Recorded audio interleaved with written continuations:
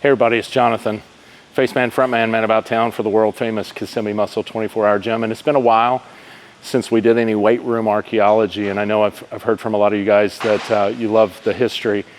And this is a story that I tell daily here in the gym. And so we've got Fernando Tussetti, Fernando Films, back down with us to capture some of it.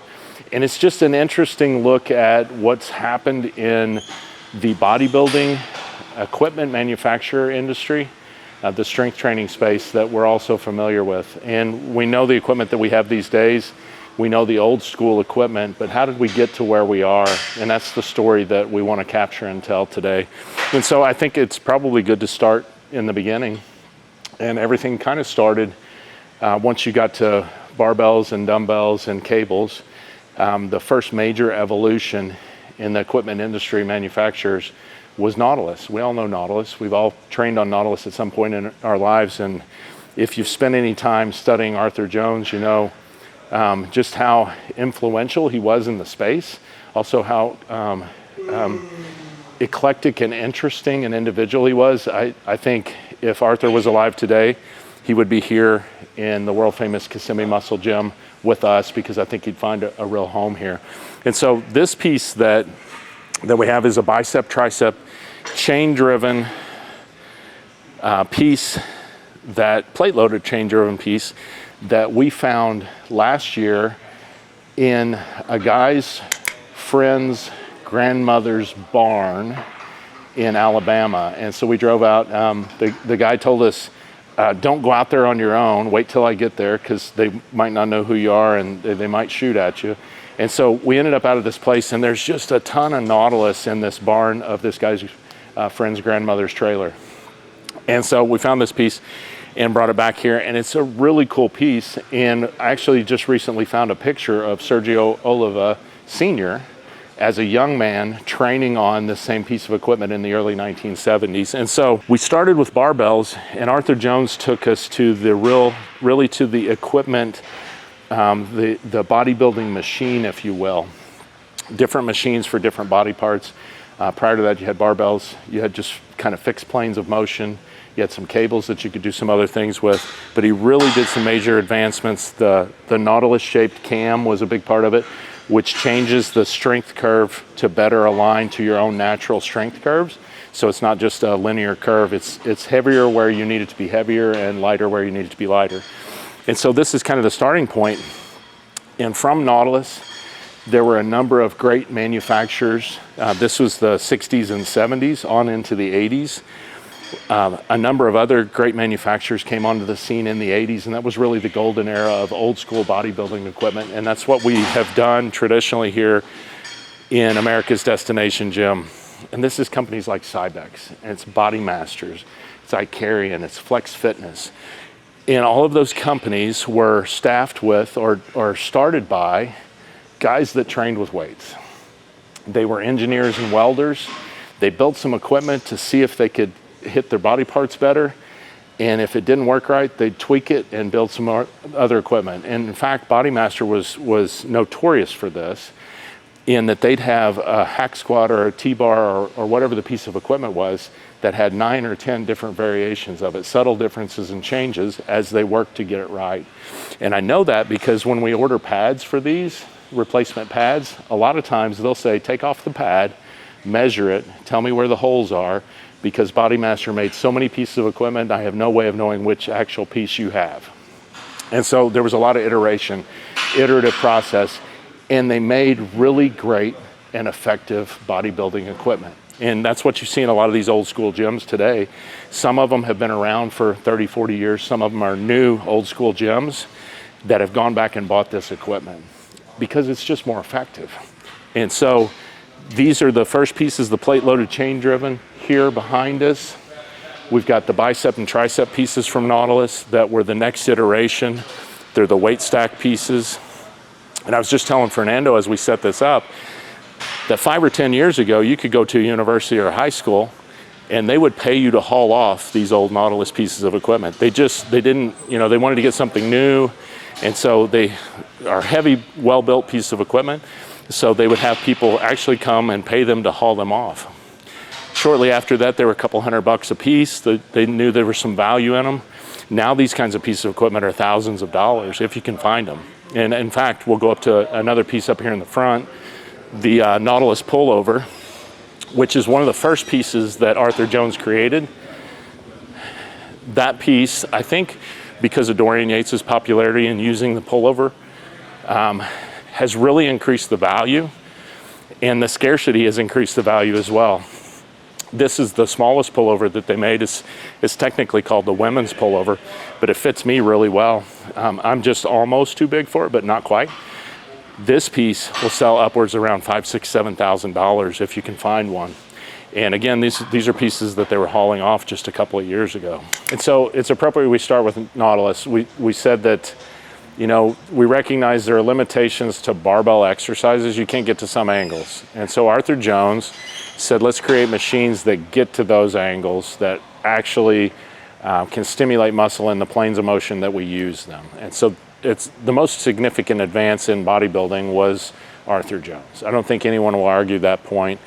And once the people that were using Nautilus began to use it, they said, you know what, well, maybe I can do something a little bit different. And just as you look out into the gym, you can see pieces of equipment from Nebula, from Hammer Strength, from Flex Fitness, from Body Masters, from Icarian, Flex Leverage over there. You've got Strive over here, which we'll talk a little bit about as well. And it's really the who's who of good old school bodybuilding and exercise equipment, and it all came from Nautilus. And it's funny, I was just talking to Zara a second ago. She said, make sure you show them the logo, because on the front it says Iron World Tour. And I reminded her, we did the Iron World Tour with Gasp and Better Bodies in 2020. We've been there, we did that. That's part of our history. And so it's fun to show you the equipment history, and we get to see some of our history in this as well. And so we talked about Nautilus. Let's talk about Hammer Strength, because it's an interesting story too. And I just assume that everybody knows this, but not everybody knows this. Hammer Strength grew out of a line of equipment that Arthur Jones made, which was plate-loaded equipment. He did most of his stuff with the Nautilus cam, the chain-driven stuff that we're all familiar with. But he started playing with plate-loaded equipment, and he said, you know what, that's not my thing. So he handed it off to Gary Jones, which is his son. And Gary did some really remarkable work, created Hammer Strength. Hammer Strength is the one company that you can still look to in the US that creates old school equipment that's largely unchanged from what it was. And even though they've been absorbed by big corporate companies over time, they still have gone back to their roots and created almost the same equipment that they did back in the 80s and 90s. Gary went as far as doing electromyographical testing on the subjects that use the equipment. So they would try an angle with electrodes in the latissimus dorsi, and they saw how the machine activated. And then they would change the angles on the equipment and see how it changed the activation. So they optimize, and one of the things that I chuckle a little bit about now is all these influencers on Instagram showing you how to change Hammer Strength equipment so you can do a different angle or a different handle. And what they don't realize is it was already optimized. So the likelihood that you just randomly picked an angle that does better than the electromyographical testing is probably zero. So you probably just made it less effective. But there was a lot of research that went into this stuff. And those equipment companies did really well up to the point where consolidation began to take place within the market. And that consolidation was driven by large companies like Bally's Fitness, which was Bally Gaming Company from slot machines. They went into fitness and created Bally Fitness Centers, which were huge conglomerate fitness centers. LA Fitness was in there, 24-Hour Fitness was in there. Family fitness centers in Southern California were in there. And what they did was they started buying mom and pop gyms and homogenizing them, making them look the same, feel the same, and to reach a broader group of customers. And they did that because they saw that there was revenue in them, there was money. And so right there's a shift in mindset from mom and pop gym, I want to help people, I want to create something great, I want to have a great experience for my patrons that I know, I see them grow and develop every day, to I'm a business investor. I want a business investment that's going to return revenue. And so a lot of changes start happening with the equipment manufacturers to generate more revenue, not necessarily to make you train harder, be stronger, be more of a bodybuilder, to generate revenue. And so the consolidation in the fitness center sector forced consolidation in the equipment manufacturers, because these large conglomerates, in fact, Life Fitness was owned by Bergen-Brunswick, which is a billiards company at one point. They said, I want to go to one-stop shop. I don't want to buy my treadmills from one person. I want to buy my strength equipment from another person. I want to go to one place where I can get treadmills, strength equipment, rubber for the floor, dumbbells, everything. And so that was a big part of the driving that took place in the late 1990s, early 2000s. And examples there, Star Trek, which is a treadmill company, bought Flex Fitness. And for a time, the Flex Fitness equipment was still produced under the Star Trek name in the Flex factory in California. And we've got a couple pieces that I'll show you that say Star Trek, but they're really Flex Fitness patents, they're Flex Fitness designs. And so the first one right here, and so I've gone as far as go back and put Flex stickers on this, even though this one was produced by Star Trek. This original piece, and this is the original patent, was a Flex Fitness piece of equipment. It's a hamstring curl. And so they changed they put a curve on the top of this where it used to be square. And so now it's new. They got to sell it as a new piece of equipment, but it's really a Flex Fitness piece. And then down here, this one actually is a Flex Fitness leg press, linear leg press, that was designed in Fremont, California in the Flex Fitness factory. It's actually produced in the Flex Fitness factory right along 2003, which was the year that Star Trek acquired Flex. And it was before they moved their operations to China and started to change the equipment and the patents. And so this is a Flex Fitness leg press, though you'll see on this side, if you look at the foot platform, it clearly says Star Trek. But you could put a Flex Fitness right beside it and you would find no difference in any of the angles, the pads, any of the moving parts, because it was produced by Flex Fitness in the Flex Fitness factory. And so all of these companies at one point were acquired by other companies, large conglomerations. Flex was acquired by Star Trek. Hammer Strength was acquired by Life Fitness. Icarian, which we've got a couple of, that seated cab right there is an Icarian.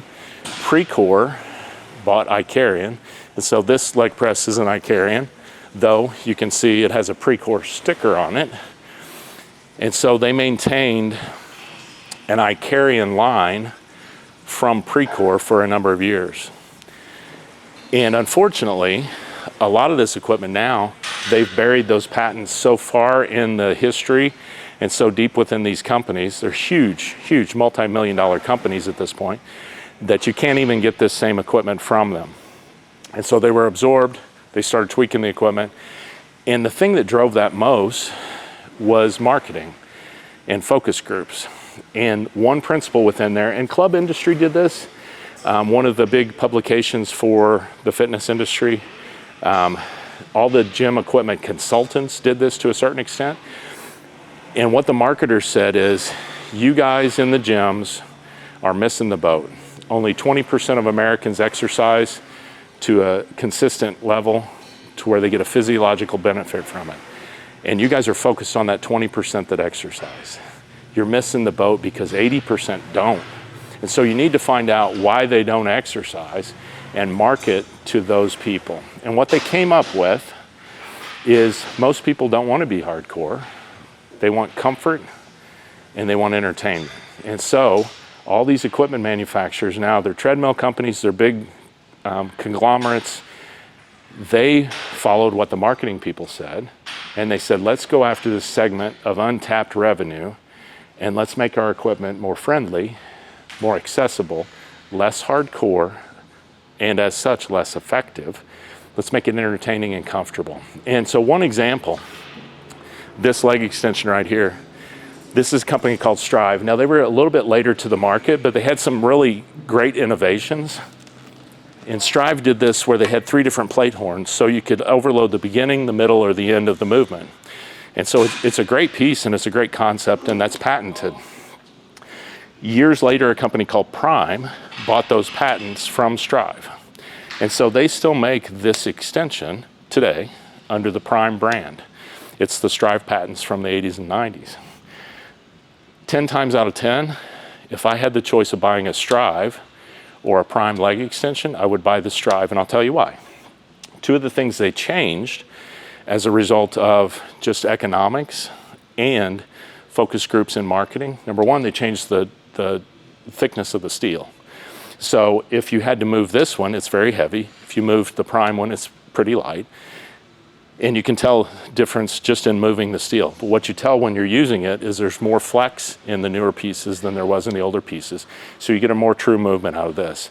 The other thing with this piece that's sort of interesting is, you remember, they made this one for effectiveness. And they started making more for comfort and for entertainment as we got later into the development.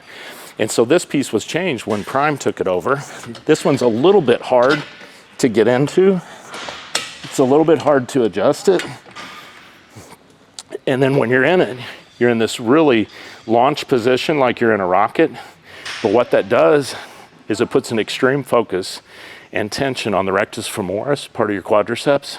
So you get more stretch in here, but it's hard to get in and out of. So what Prime did as a solution is they simply changed the pitch of the seat, made it easier to get into.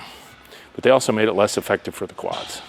And so all those advancements took us to a place where commercial exercise equipment was no longer bodybuilding equipment.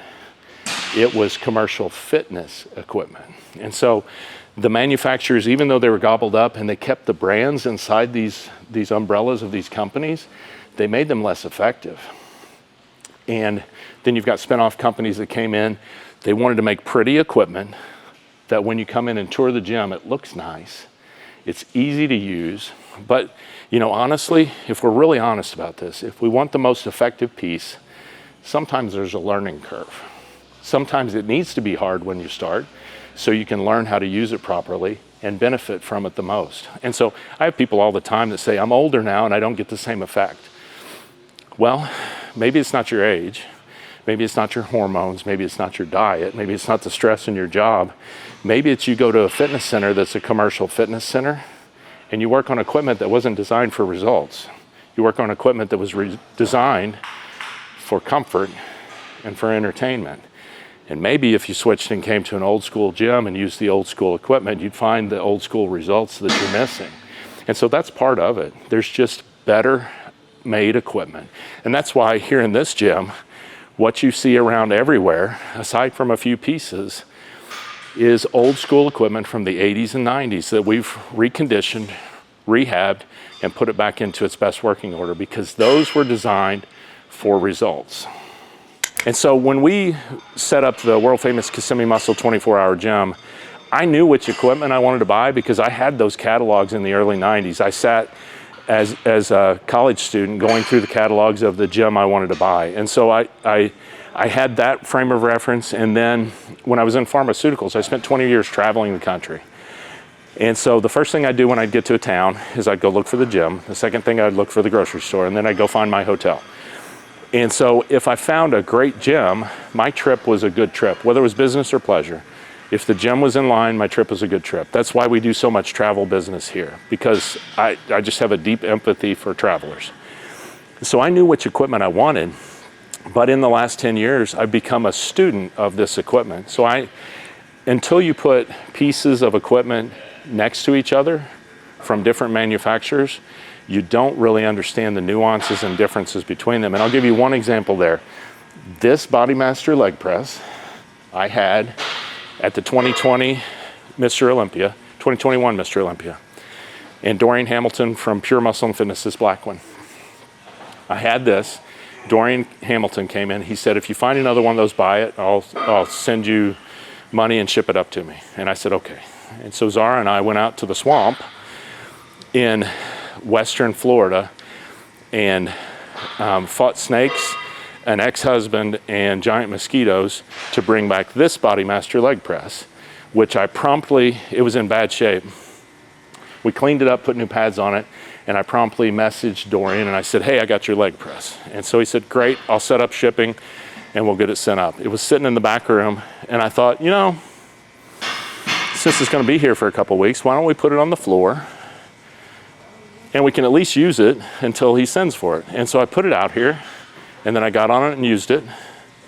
And then I got on the other similar looking Bodymaster leg press and I used it. And I immediately messaged Dorian. I said, Dorian, I can't sell you the leg press because they're too different. Even though they look like the same piece, they actually use the same rack. But the foot platform is different.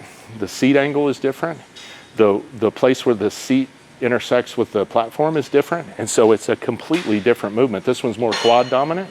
This one's more overall thigh dominant.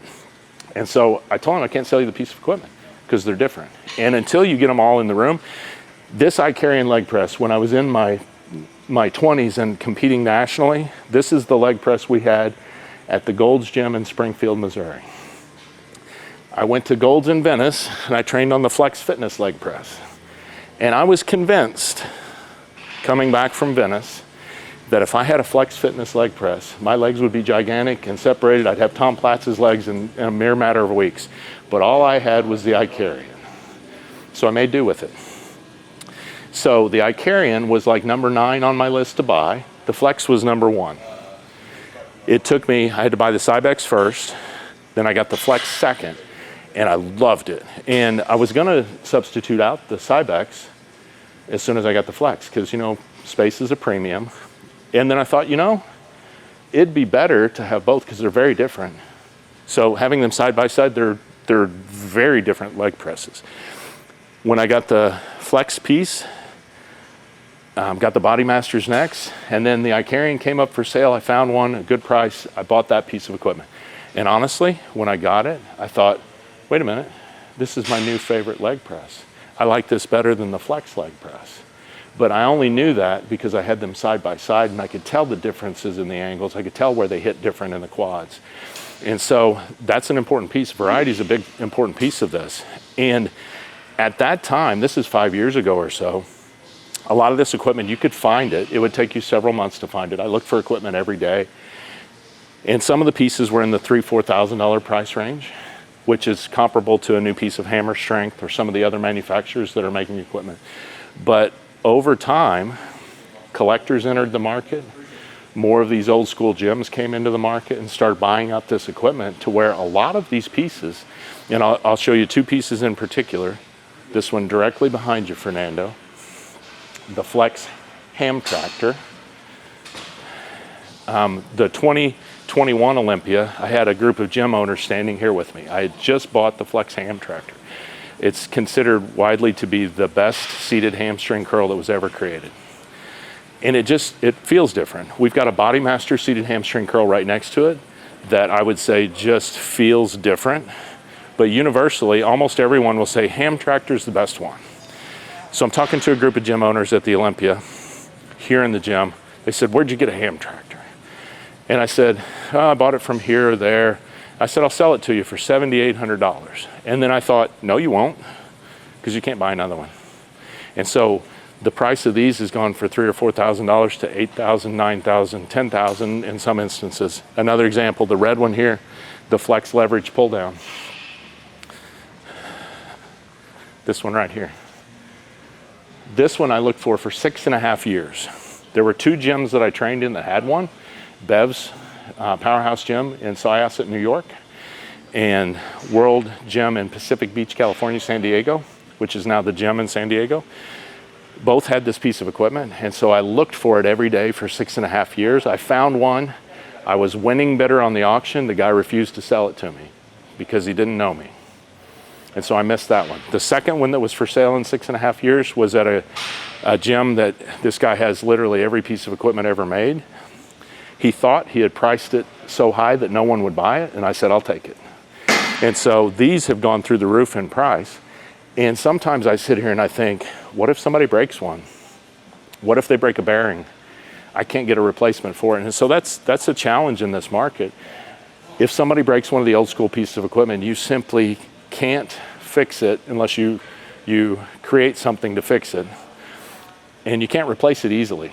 And so what's happened, because the price has gone up so high and it's hard to fix these, hard to replace them, is there are a couple manufacturers that started making really good old school bodybuilding equipment and introducing it back into the market at a fair price. And so this whole story has kind of come full circle now, where we started with, how do I make more effective machines to get more bodybuilding goals? How do I overcome the limitations of barbells and cables? And Nautilus did that, Curating did that, Bodymaster did that, Flex Fitness did that, Hammer Strength. And there have been a couple of equipment manufacturers, like we talked about, Strive. Prime still sells those pieces of equipment. They have the Strive patents. This one right next to you, Fernando. Arsenal Strength bought the patents for Nebula, which is another great 90s company. Tom Eilerman was a genius. He created a lot of these pieces of equipment. And so those pieces at Arsenal that were the original Nebula patents, you can still buy them. Unfortunately, it takes a long time for them to fill those orders because there's a backlog. So we purchased some Arsenal Strength. I paid them in September. I received equipment maybe 11 months later. And so that's a long time to wait for equipment. And so what's needed in the market is a manufacturer that makes old school bodybuilding equipment, new old school bodybuilding equipment at a reasonable price, and they can get it to you quickly. If you put that in the market, you've got a winner. And there's a couple companies that have started doing just that.